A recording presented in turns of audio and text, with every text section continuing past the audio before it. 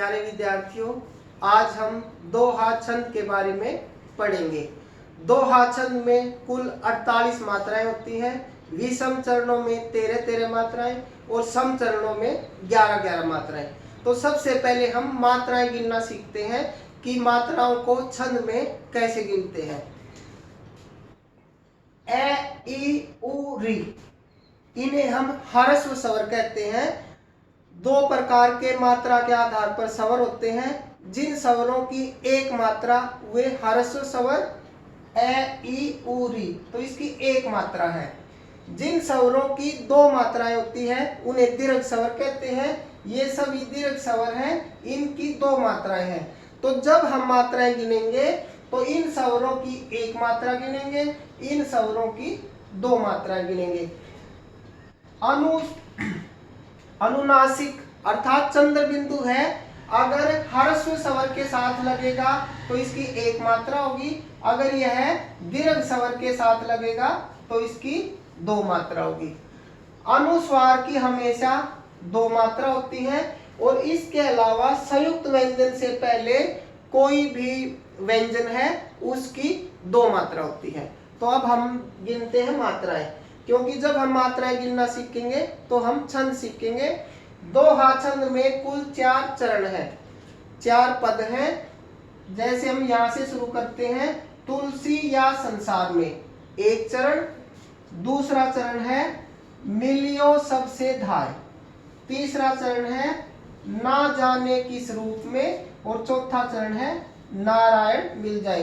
तो 4 चरणों में 2 सम चरण है, 2 विषम, क्योंकि 1 3 संख्या विषम संख्या है, 2 4 संख्या सम संख्या है। तो अब हमने क्या सीखना है कि विषम चरणों में 13-13 मात्राएं हैं। तो हमने मात्राएं गिनना भी सीखी थी। यहाँ तय के साथ ऊ है, क्योंकि केवल स्वरों की या मात्रा जो है ना, केवल स्वरों की ही मात्राएं होती हैं, वही हमने गिननी है। व्यंजनों से स्वरों को अलग करना है। तय के साथ ऊ की मात्रा है, तो ये ऊ है ये वाला, तो इसकी एक मात्रा। हम ऊपर लिखते जाएंगे। जिसकी कोई मात्रा नहीं होती उस व्यंजन के साथ ए होता है, तो ल के अंदर एक मात्रा। ये ई है, इसकी दो मात्रा, आ की दो मात्रा। मैंने बताया था अनुस्वार की हमेशा दो मात्रा होती है, आ की दो मात्रा, और जिसका कोई स्वर यानी जिसमें कोई मात्रा नहीं होती उसमें ए होता है, तो र के साथ एक मात्रा, और ए के साथ ए ये है, इसकी दो मात्रा। तो अब हम मात्राएं गिनते हैं। 2 4 6 8 10 11 12 13, यानी पहले चरण में 13 मात्राएं हैं। उसी प्रकार तीसरे चरण में भी 13 मात्राएं होंगी। जैसे ना में आ 2 मात्रा, 2 ए की 2, और ई ये ई है एक मात्रा, ए की एक मात्रा, और ये ऊ है ये, इसकी 2 1 और ये 2 2 4 5 6 7 और 2 9 और 2 11 और 2 13। तो हमने सीखा विषम चरणों में 13-13 मात्राएं हैं।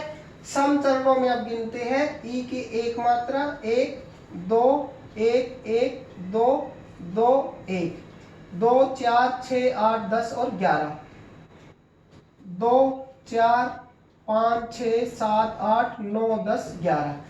तो हमने दोहा छंद के बारे में सीखा कि सम चरणों में 11-11 मात्राएं और विषम चरणों में कुल 13-13 मात्राएं होती हैं, और कुल मात्राएं होती हैं 48। तो इन सब की मिला के 48 मात्राएं हैं। इसे अर्ध सम मात्रिक छंद कहते हैं। मात्रिक छंद में हम मात्राएं गिनते हैं, क्योंकि हमने यहाँ मात्राएं गिनी है, इस कारण ये मात्रिक छंद है। लेकिन ये अर्ध सम का मतलब है आधा एक समान है, आधा एक समान। चारों चरण एक समान नहीं है, तो इस कारण ये अर्ध सम मात्रिक छंद है। दूसरे में भी हम ऐसे ही मात्राएं गिनते हैं। दूसरा उदाहरण है 1 2 3 4 5 6। मैंने बताया था संयुक्त व्यंजन, यानी एक से अधिक व्यंजन जब एक स्वर के साथ जुड़ते हैं वो संयुक्त व्यंजन है। उससे पहले दो मात्रा, तो संयुक्त व्यंजन से पहले 2, आ की 2 1 और 2 2 4 6 7 8 9 10 11 12 13। 13 मात्राएं, दूसरे में भी 13 होंगी। और सम चरणों में 11-11 मात्राएं होती हैं।